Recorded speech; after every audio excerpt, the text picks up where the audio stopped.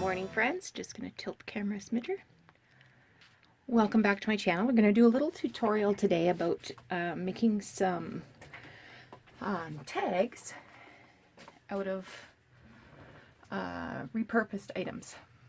So I guess it was last summer, I got this set of recipe cards that were on I was going to say they were on a binder clip, but they weren't. They were on a they had a bolt through them.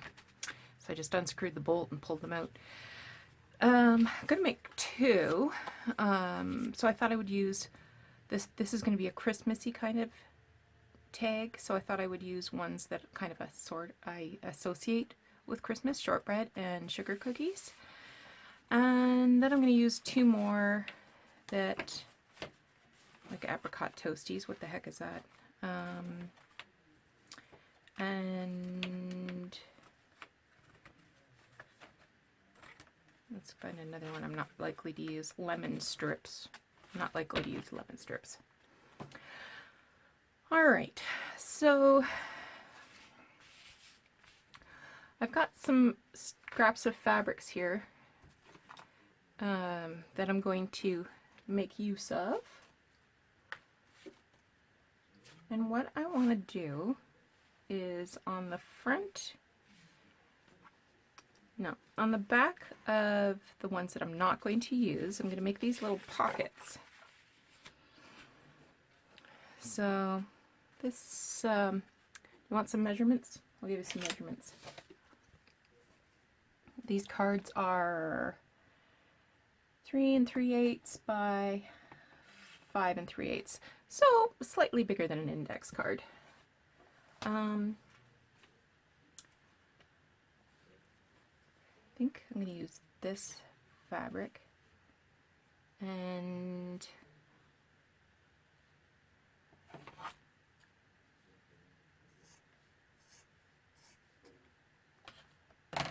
probably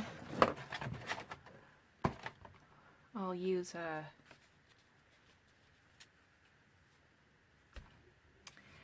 I'll use a scalloped edge, or not a scallop, but a pinked edge. Why not?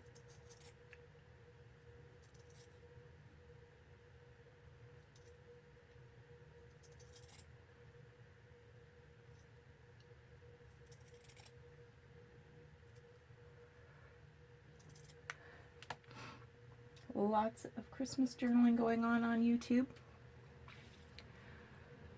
which is fun. And there's just so many different styles that you can do. You know, religious, snow, woodlands. This one that I'm working on right now is Victorian Santas. Okay, so I want to make these little pockets. So I'm just going to put a little bit of glue at the bottom.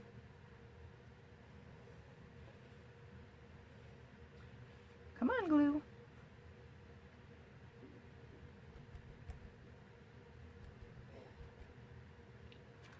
I think this must be my new glue bottle because the glue's not coming out. Here's my old glue. Probably haven't pulled the paper thing off there.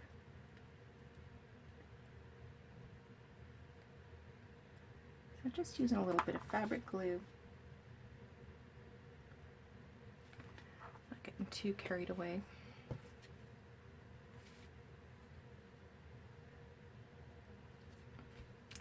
So it can overhang. I'll trim it off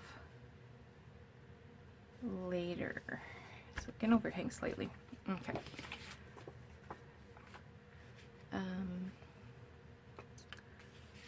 And then maybe just a couple of dots to hold it there.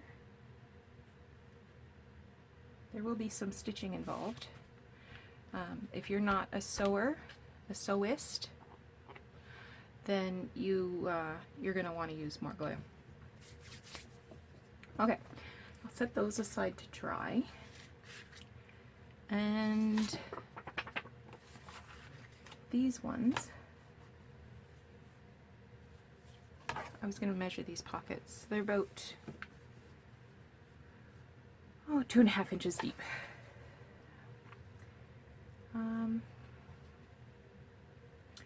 So what I'm going to do is use some scraps of fabric to assemble a really primitive looking Christmas tree.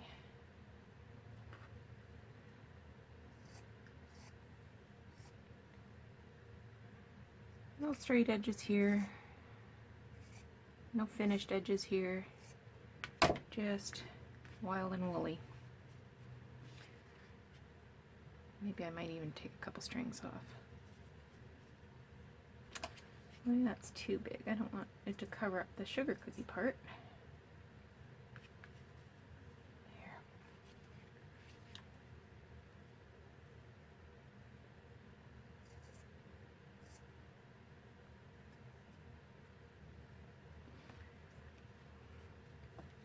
Then I will pick a different fabric.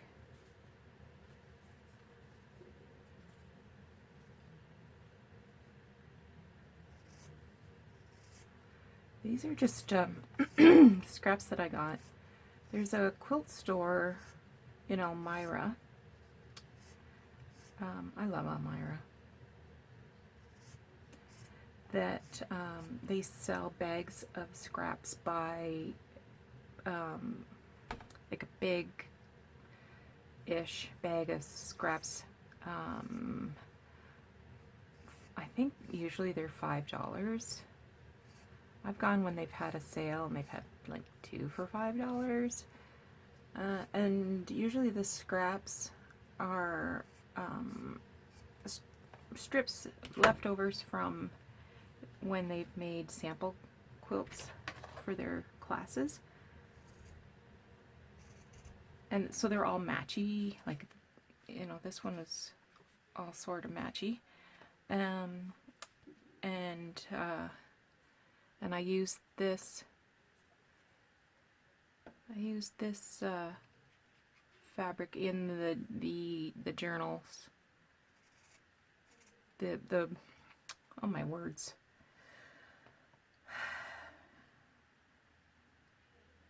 The Buffalo Check journals.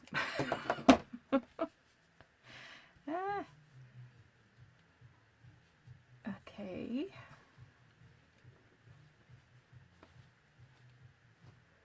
Wish I had some more dark green, but I don't.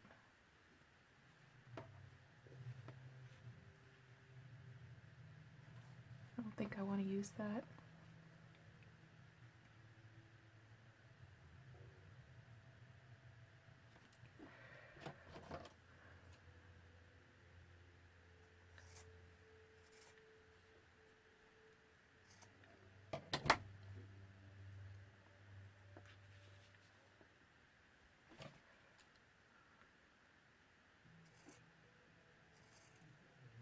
Which is a shame.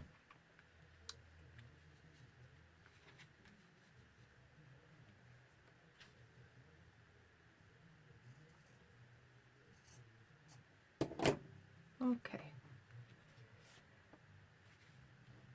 So now I'm going to just use a little bit of glue. Maybe I'll use the Fabri-Tac. Now I'm going to be sewing around these little bits, so again I'm just putting a little drizzle of glue.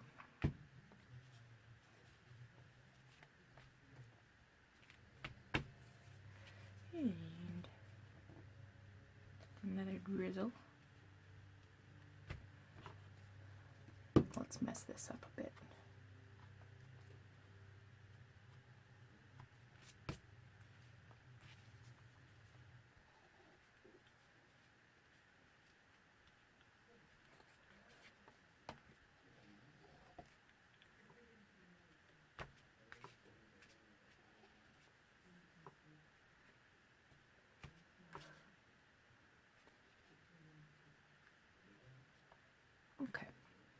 So I'm going to do a little bit of stitching now. I'm going to sew around the perimeter of each little rectangle of fabric, and then I'll come back and show you the next steps. I've stitched around each of the edges. You can see on the back that they're not necessarily straight lines. You can clip the threads. You can let them hang a little if you like, or you can clip them right off. Don't worry about the back, because that's going to be covered up.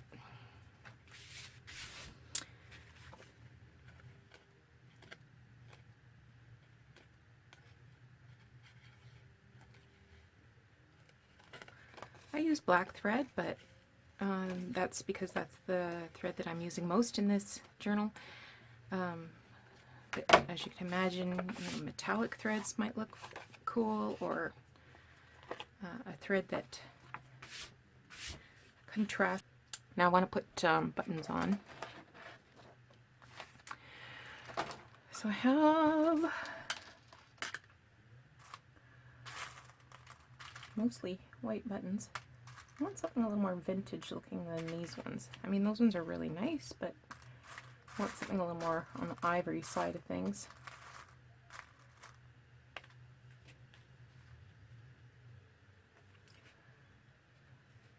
That one's good. And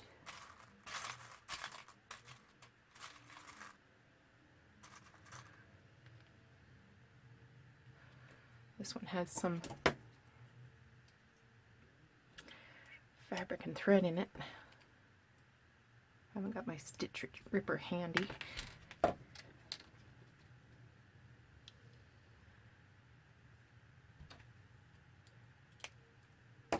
Now, if you were feeling extra creative, you could put like little buttons all over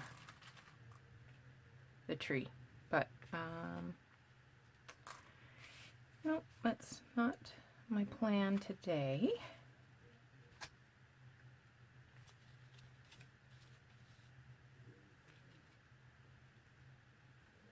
I don't know why I like that better, but I do. Okay, if you have like glue dots, those are good to hold buttons on. I'm just going to temporarily place the buttons on with a little bit of a 3-in-1 or Fabri-Tac. And that's just to hold it in place while I get ready to do a little bit of stitching. So to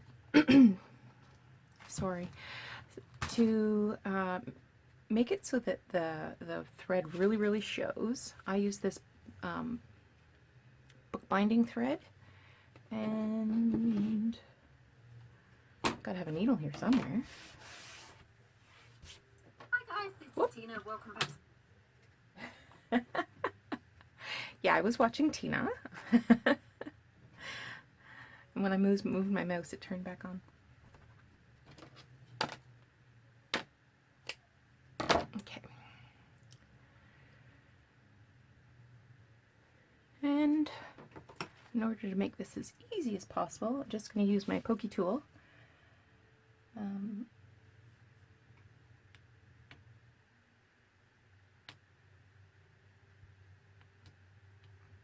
To poke through the card where the needle will go through. This is actually what's called a bead reamer. So if you don't have a pokey tool, when you're at the craft store, go into the jewelry section. I guess the idea is if sometimes the beads are imperfect and you need to enlarge the hole a little bit so that you can get your whatever. I don't know, I've never made jewelry. That's one thing I've never done. I've done everything else. I don't wear a lot of jewelry either. I don't even wear my wedding rings. So I am going to start in this corner. And I'm going to leave a long tail so that I can tie it. And then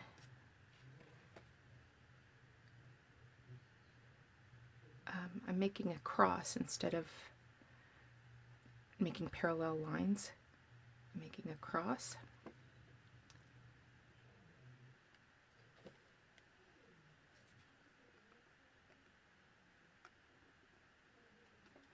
Sorry, I hope I'm getting this in camera.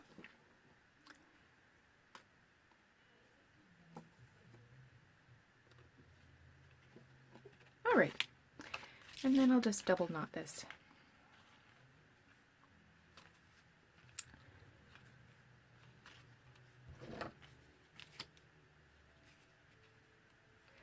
These recipe cards are from the 60s, so the edges are already slightly aged, but if you wanted to ink them, you certainly could. I'm not going to. I'm not using a lot of ink in this particular journal.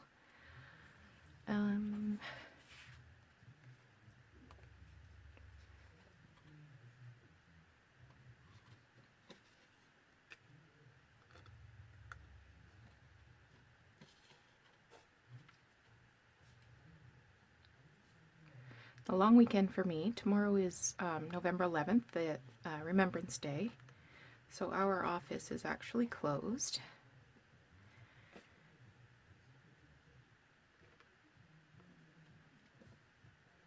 Don't have any real plans except an extension of Self-Care Sunday.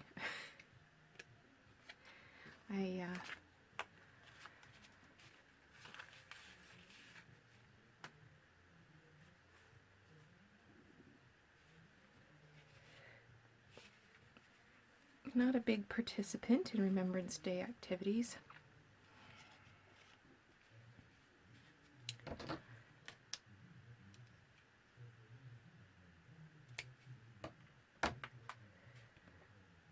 For no particular reason. Just not. Okay. I am going to glue the back of this card onto the front of this card and then do a little bit of trimming. Now I'm going to sew the edges, so I don't need a great deal of glue. I can just do a little slick, slick a lick.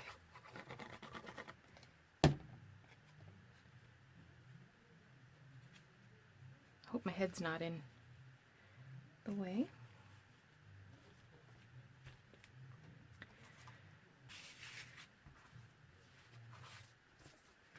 Now I could have sewn the button on afterwards, but it would have shown on the back of this card. I could have not covered this at all, but again, I want to cover up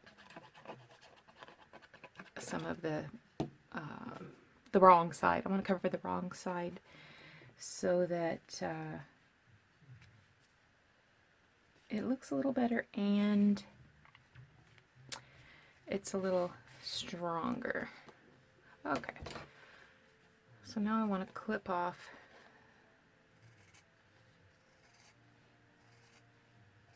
this extra fabric.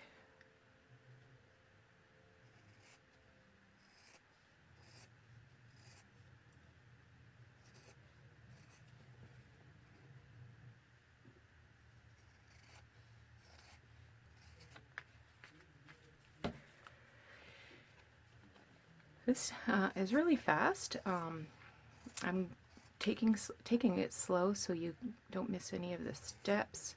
And of course it can be easily adapted to be anything. So instead of fabric you could use lace, you could use paper, you could use ribbons to make the primitive tree shape.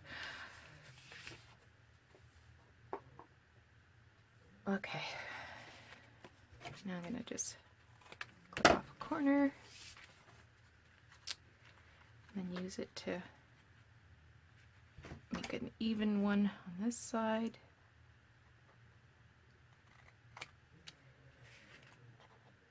Oh, I guess I could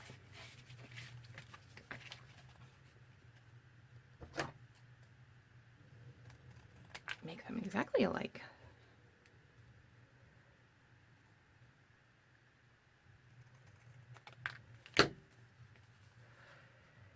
All right, now I'm going to do a little more sewing around the perimeter. I'll be right back. All right, we're back again. So I've got the stitching done around this recipe card, and the back has a little pocket. And now I'm going to do the tie through the top. So this is a little piece of fabric. It's about 7.5 inches long, and maybe 5/8 of an inch wide. And here it is, my glue stick. So in around about the center region, just going to put a little lick of glue stick. And you don't have to do this. This is just me being me. I like it to be neat at the knot. So I turn it in just to make it easier to go through the hole, and also so that it's the correct side of the fabric showing at the knot. So I just fold it in thirds, more or less. And it sticks right away. Okay.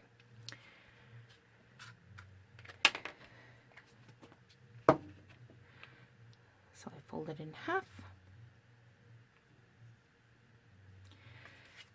Always go front to back. And then I want to make sure it's the wrong side going down, so that when I pull it up, it's the right side. Okay. I hope that makes sense.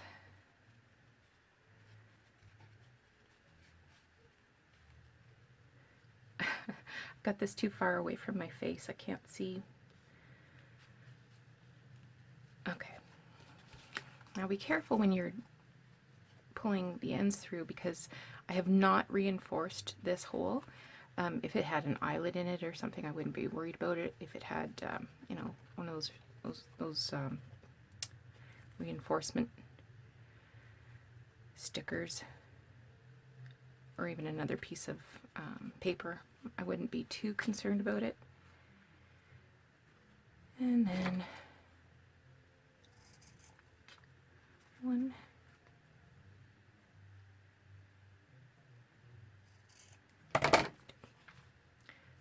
So there's one done. You can add some more stuff to that if you want. You know, I could add a little button on a bulb pin, a little charm. But isn't that nice and neat? Okay, same thing on this one. I'm folding it in half.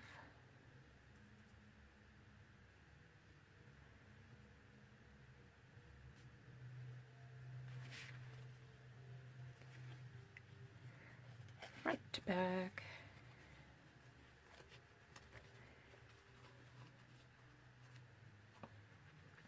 Just taking it easy,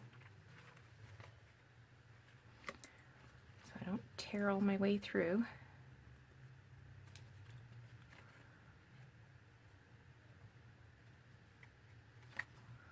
All right.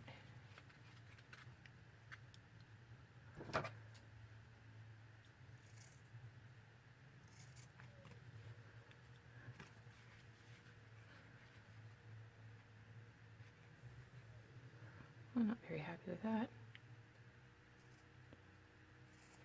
There, it's a little more even.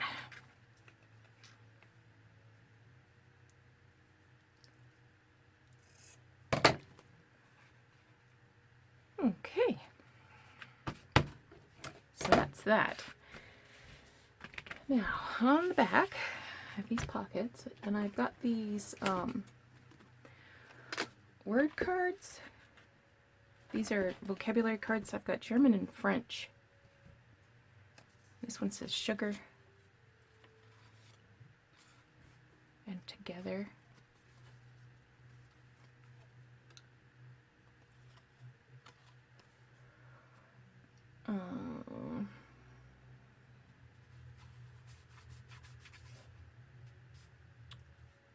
I should do something about these because they're not going to show up very well. I can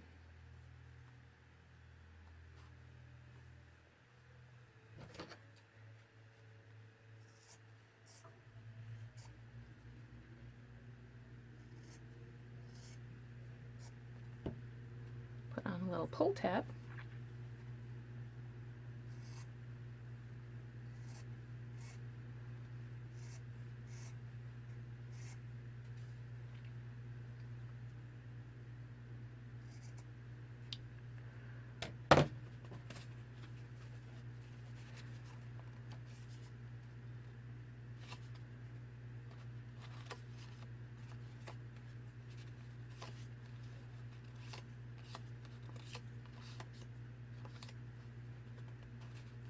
Oh, I'm going to use these two. So this one says not any, not a, not one, and mouse. So that kind of reminds me of the not a creature was stirring, not even a mouse. Put those in there. Where's my elastic? There it is.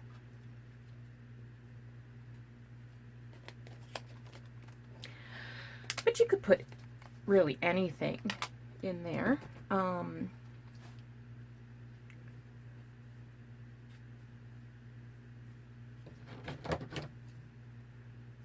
Little label or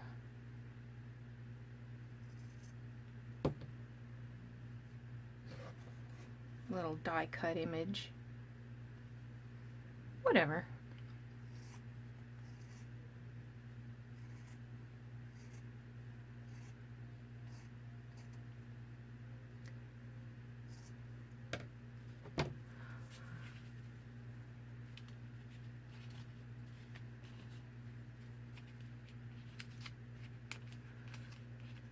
I could also ink around the edges just to give them a little bit of definition. Maybe I'll do that. Let's do that.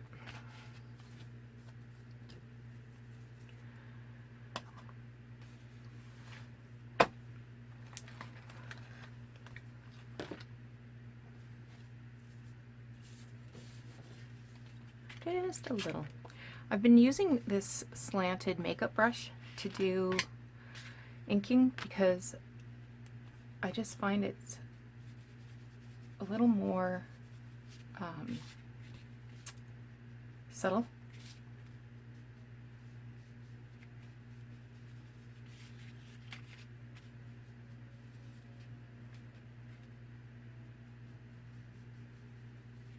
I don't want great gobs of dark ink.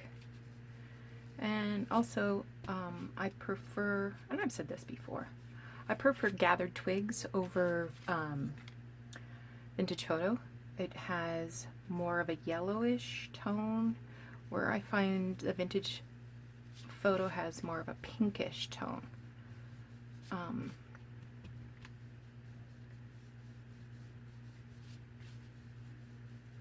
But, you know.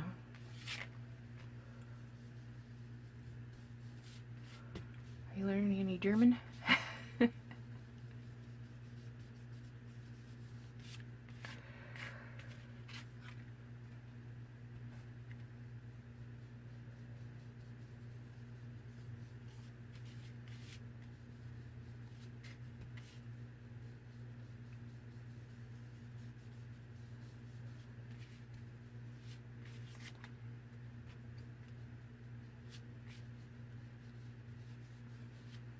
I don't know if this uses less ink. I seem to get it all over the place, but maybe it does. I'm not, you know, scrubbing with a sponge. Who knows?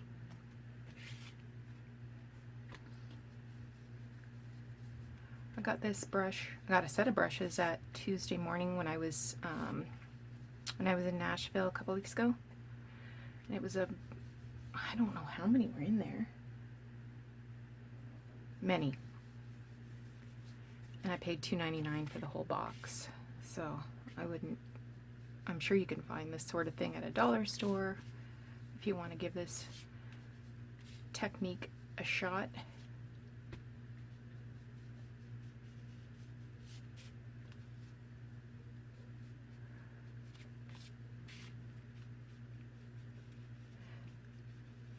And the brush also gives it more of a foxed look rather than a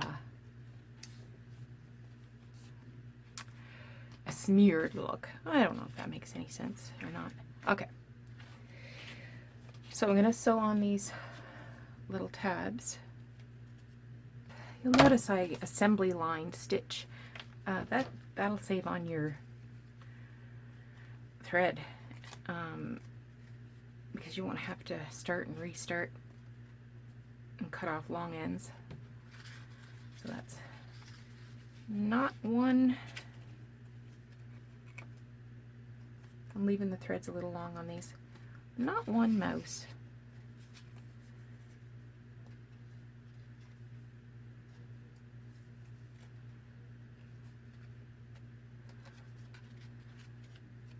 This one says sugar.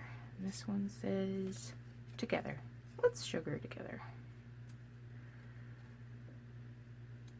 Okay, oops, sorry. So that's this quick little tutorial. Again, you're just using either index cards or old recipe cards, scraps of fabric, old buttons, a little bit of stitching. And that's a really effective little tag. So I can put it in my journal. Here's a pocket here. And just tuck it right in there. Thanks for watching. I will hopefully have this journal done today, and I'll share a flip through. Thanks so much for watching.